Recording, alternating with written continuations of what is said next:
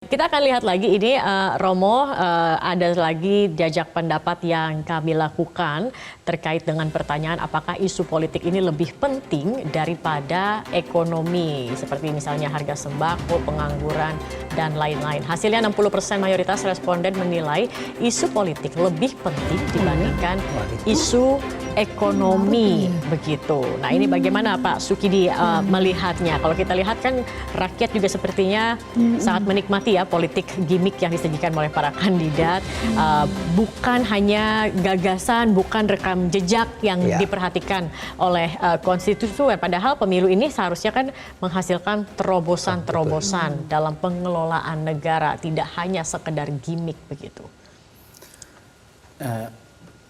Saya kira ini salah satu bentuk kemunduran demokrasi kita karena politik diwarnai dengan gimmick, dengan pertunjukan yang brutal terhadap kekuasaan itu sendiri, dan saatnya kita untuk mengembalikan inti dasar politik itu sendiri.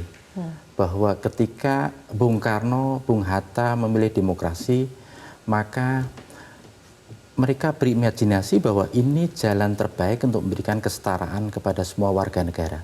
Kesetaraan. Jadi equal opportunity.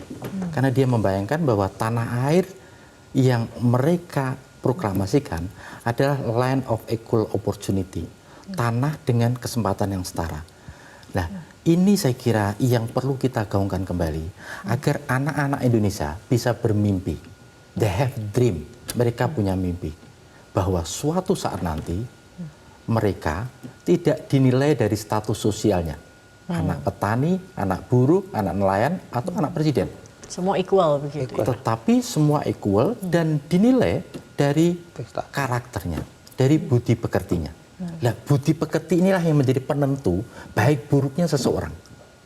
Kalau budi pekertinya culas, penuh pengkhianatan, maka dia menjadi contoh buruk dari anak Indonesia. Anak Indonesia harus menunjukkan budi pekerti yang baik karena apa?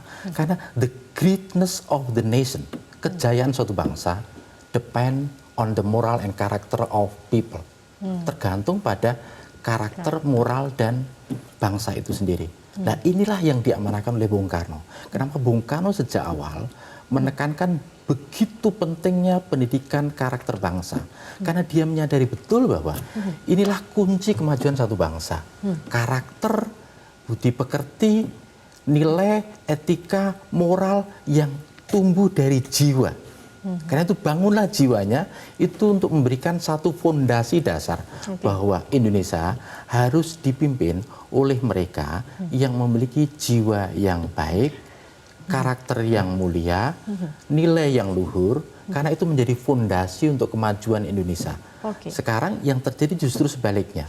Di balik kemegahan Indonesia, tapi kita diisi oleh apa yang Bung Hatta sebut sebagai manusia kerdil.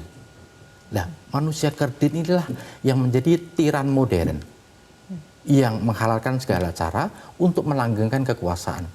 Dan ini bertentangan dengan spirit republik yang diletakkan oleh Soekarno dan Hatta. Soekarno dan Hatta pertama setia pada bahwa negara ini adalah negara hukum.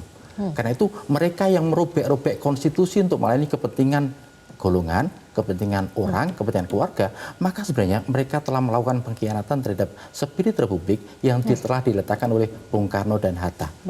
Dan mereka yang merobek-robek republik ini hanya untuk melayani kepentingan segelintir orang, maka sebenarnya mereka telah berkhianat terhadap apa yang diucapkan secara jelas oleh Bung Karno bahwa negara ini didirikan untuk semua untuk semua, untuk kebaikan bersama. Oke, baik sekali Pak Sukidi disampaikan.